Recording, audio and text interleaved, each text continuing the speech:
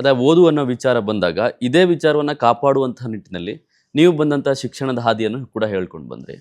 ಇವತ್ತಿನ ಓದು ಇರ್ಬೋದು ಅಥವಾ ಅವತ್ತಿನ ಓದು ಇರ್ಬೋದು, ಏನ್ ಕೊರತೆ ಕಾಣ್ತಾ ಇದೆ ಸರ್ ಇವತ್ತು? ನಾನು ಆಗಲೇ ಒಂದು ಮಾತು ಹೇಳಿದೆ, ಹಸಿವು ಅಂತ. ಯಾವಾಗ ನನ್ನ ನನ್ನ ಮೊದಲ ಆದ್ಯತೆ ಏನಂದ್ರೆ ನನ್ನ ಹೊಟ್ಟೆಗೆ ಇಲ್ಲದೆ ಇದ್ದಾಗ ನಾನು ಮೊದಲು ಯೋಚನೆ ಮಾಡೋದು ನಾನು ಹೊಟ್ಟೆ ತುಂಬಿಸ್ಕೊಳ್ಳುವಂಥದ್ದು. ಹೊಟ್ಟೆ ತುಂಬಿದ ಮೇಲೆ ನಾನು ಬಟ್ಟೆ ಅಂತ ಯೋಚನೆ ಮಾಡ್ತೇನೆ. ಬಟ್ಟೆ ಸಿಕ್ಕ ಮೇಲೆ ನನ್ನ ಸೂರು ಅದು ಇದು ಅಂತ ಯೋಚನೆ ಮಾಡ್ತಾ ಹೋಗ್ತೇವೆ. ಹಸಿವು ಅನ್ನೋದು ಇದೆಯಲ್ಲ, ಅದಕ್ಕೆ ಬಹಳ ಅಗಾಧವಾದ ಶಕ್ತಿ ಇದೆ. ಬಹುಶಃ ರಾಜರ ಕಾಲದಲ್ಲಿ ಮಕ್ಕಳನ್ನ ಕರ್ಕೊಂಡೋಗಿ ಆಶ್ರಮದಲ್ಲಿ ಬಿಡ್ತಾ ಇದ್ರು ಓದೋ ತನಕ. ರಾಜಾಶ್ರಯ ಕೊಡ್ತಾ ಇರಲಿಲ್ಲ. ಅಲ್ಲೆಲ್ಲೋ ಒಂದು ಮಠದಲ್ಲಿ ಕಾಡೊಳಗಡೆ ಆಶ್ರಮದಲ್ಲಿ ಬಿಡೋರು. ಅದ್ರ ಕಾರಣವೇ ಅದು, ಮೂಲ ಧ್ಯೇಯವೇ ಅದು. ಹಾಗಾಗಿ ಆ ಹಸಿವು ಜ್ಞಾನದ ಹಸಿವನ್ನ ಹುಟ್ಟಾಕುತ್ತೆ. ಆ ಜ್ಞಾನದ ಹಸಿವು ಹುಟ್ಟಾಕಿದ್ರೆ ತಾನಾಗೆ ಓದ್ತಾನೆ ಮಗು. ಇವತ್ತು ಮಕ್ಕಳಲ್ಲಿ ಅಗಾಧವಾದ ನಾಲೆಡ್ಜ್ ಇದೆ, ವಿಚಾರವನ್ನ ತಿಳ್ಕೊಳ್ಳಿಕ್ಕೆ ಬೇಕಾದಷ್ಟು ಸೌಕರ್ಯಗಳಿದೆ. ಬಟ್ ಆ ಹಸಿವಿಲ್ಲ. ಓದಬೇಕು, ಏನಾರು ಸಾಧಿಸ್ಬೇಕು, ಏನಾರು ಮಾಡಬೇಕು ಅಂತ ಈ ಛಲ ಇದೆಯಲ್ಲ, ಈ ಛಲ ಇಲ್ದೇನೆ ಇರೋದೇ ದೊಡ್ಡ ಸಮಸ್ಯೆ ಇಂದಿನ ತಲೆಮಾರಿನ ಮಕ್ಕಳಿಗೆ.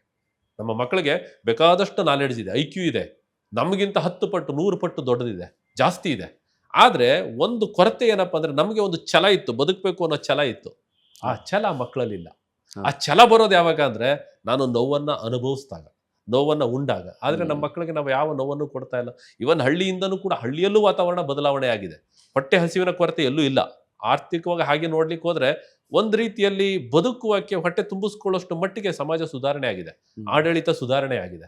ಹಾಗಾಗಿ ಮಕ್ಕಳಲ್ಲಿ ಹಸಿವಿಲ್ದೇನೆ ಇರೋದೇ ಮುಖ್ಯವಾಗಿ ನಮ್ಮಲ್ಲಿ ಒಂದು ಛಲ ಹುಟ್ಟದೇ ಇರ್ಲಿಕ್ಕೆ ಕಾರಣ. ಛಲ ಹುಟ್ಟಿದ್ರೆ ಮಕ್ಕಳು ಸಾಧನೆ ಮಾಡ್ತಾರೆ. ಯಾಕೆಂದ್ರೆ ಅಷ್ಟು ನಾಲೆಡ್ಜ್ ಕೂಡ ಇದೆ.